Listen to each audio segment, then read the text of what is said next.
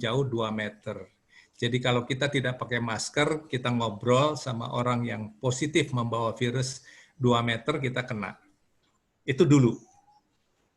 Belakangan, dan WHO baru 1 bulan lalu mengakui bahwa ternyata kalau kita lihat di gambar, ya, kalau hanya droplet, ya, itu cuma memang 1,5 meter kita bernafas.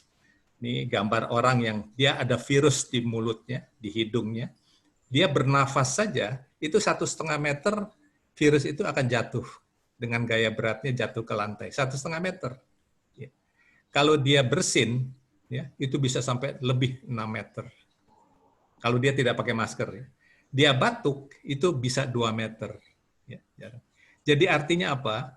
Orang yang tidak pakai masker dan dia membawa virus, di sekitar dia lantainya itu, lantai di sekitar orang tidak pakai masker dan dia positif membawa virus, itu 1,5 meter dari dia lantainya penuh dengan COVID.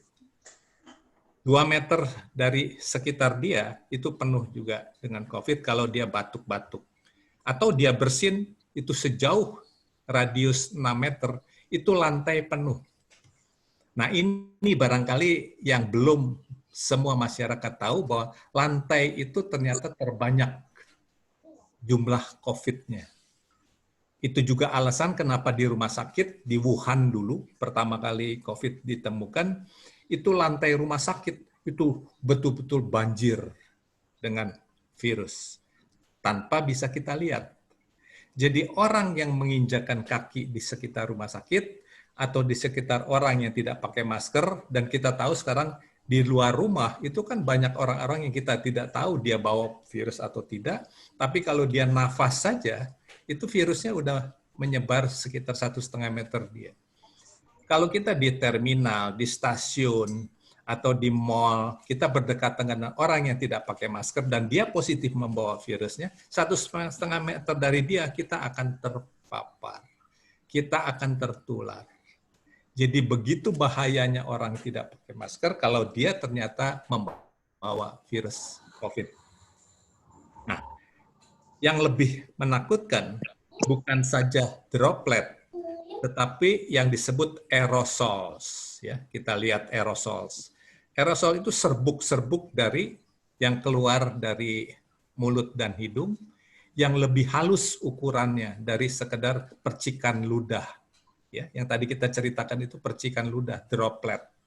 Tapi ternyata ada serbuk yang bisa melayang di udara, yang ukurannya sangat kecil, kurang dari 10 mikron, dan dia bisa lebih dari 10 meter. Bukan saja jauhnya, tapi berterbangan bisa 2-3 meter di udara. Nah, ini yang sangat berbahaya. Ini yang menentukan mengapa kalau kita beribadah, mengapa kalau kita kumpul di ruangan tertutup, di bar, di restoran, ya, di gym, ya, kalau latihan gym misalnya, itu menjadi sangat berbahaya karena aerosol ini. Termasuk kalau di pesawat udara. Karena aerosol ini bisa lebih dari 10 meter kalau orang itu tidak pakai masker. Ya. Nanti kita akan cerita bagaimana kalau pakai masker. Jadi aerosol ini yang barangkali masyarakat kebanyakan kurang memahami sehingga tidak menghayati, sekali-sekali kita buka ya, masker kita waktu kita makan, waktu kita ngobrol. Masyarakat kita cenderung suka ngobrol. Dokter-dokter, kenapa tenaga kesehatan di Indonesia banyak sekali jadi korban? Saya menduga alat pelindung dirinya itu bagus, ketat, ya, topi, ya, masker, kacamata, pakaian itu ketat. Tapi begitu dia istirahat berarti buka masker, makan bersama, mengobrol, di situ penularan terjadi. Kenapa bisa penularan? Virus COVID-nya itu udah nempel di bajunya, nempel di tangan, sarung tangannya, nempel di seluruh badan. Nah, ketika dia buka, itu berterbangan itu COVID-nya. Jadi apalagi ngobrol, ketika ngobrol dibuka maskernya, jadi virus yang berterbangan dari sarung tangan, dari pakaian, itu terhirup oleh masing-masing yang ketika itu makan bersama, ngobrol bersama. Jadi tenaga kesehatan bukan waktu dia bekerja. Saya menduga itu pada saat dia beristirahat. Pada saat mereka duduk makan bersama, ngobrol, pada saat itu penularan terjadi.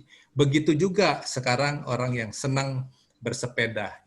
Bersepeda rame-rame, saat bersepeda it's okay, ya. Semua pakai pelindung. Begitu beristirahat, buka masker, ngobrol, atau makan bersama, di situ penularan terjadi. Fakta ini sudah banyak terjadi. Rumah sakit di Jogja ada yang tertular dari mereka yang hobi main sepeda, seorang dokter tertular ketika mereka melakukan kegiatan bersepeda bersama. Jadi dianalisa ternyata penularan terjadi ketika mereka makan bersama. Jadi hati-hati makan bersama. Hati-hati berada di ruangan tertutup dengan aircon, dengan air AC, hati-hati.